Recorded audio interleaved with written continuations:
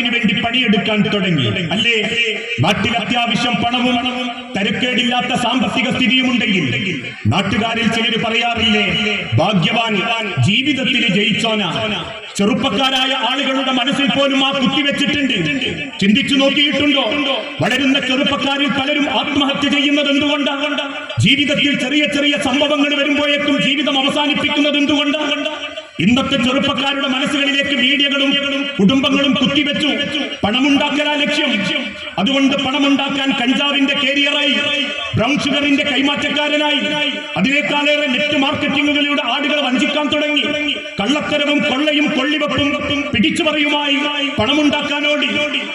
കാരണം അവരുടെ മനസ്സിലേക്ക് ആളുകൾ പറഞ്ഞു, പണമുണ്ടാക്കലാണ് മുഖ്യം, അതാണ് ജയം. ആണോ? പണമുണ്ടാകലാണോ വിജയത്തിന്റെ ലക്ഷണം? ആയിരുന്നെങ്കിൽ എത്ര പേര് മനസമാധാനത്തോടെ ജീവിക്കും? ഈ ഇരിക്കുന്ന എത്ര പേര് ആരും അറിയാതെ ലക്ഷങ്ങൾ സമ്പാദിച്ചിട്ടുണ്ട്? വീട്ടിന്റെ പോർട്ടലിൽ ലക്ഷറി കാറും 4000 സ്ക്വയർ ഫീറ്റിന്റെ വീടും വീട്ടിന്റെ പോർട്ടലിൽ ഭംഗിയാർന്ന സൗകര്യങ്ങളും തേക്കിന്റെയും വീട്ടിയുടെയും 6 അടി തേക്കിന്റെ കട്ടിലിൽ ഭംഗിയായി AC ശീതീകരിക്കപ്പെട്ട റൂമിൽ മനസ്സമാധാനത്തോടെ കിടന്നുറങ്ങിയിട്ടുണ്ടോ? എത്ര കുടുംബങ്ങൾ സ്വൈര്യത്തിൽ ജീവിക്കുന്നുണ്ട്? എത്ര പേര് സമ്പത്തിന്റെ പേരിൽ ആശങ്കപ്പെടുന്നുണ്ട്?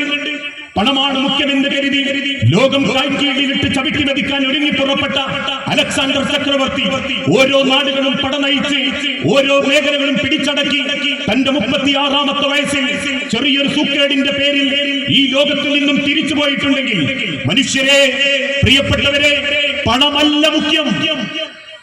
പണമൊരിക്കലും മനുഷ്യന് ആത്യന്തികമായ സമാധാനം നൽകിയിട്ടില്ല. ഉണ്ടെന്ന് പറയാൻ ഈ ലോകത്തൊരാൾക്കും സാധിച്ചിട്ടുമില്ല.